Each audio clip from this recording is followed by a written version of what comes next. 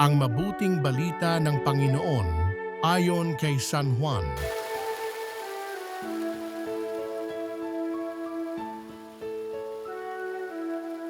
Gayon na lamang ang pag-ibig ng Diyos sa sanlibutan, kaya ibinigay niya ang kanyang bugtong na anak upang ang sumampalataya sa kanya ay hindi mapahamak kundi magkaroon ng buhay na walang hanggan, sapagkat sinugo ng Diyos ang kanyang anak hindi upang hatulang maparusahan ang sanlibutan, kundi upang iligtas ito sa pamamagitan niya.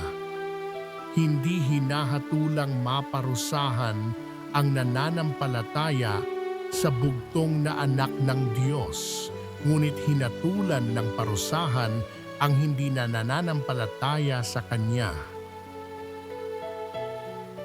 Ang mabuting balita ng Panginoon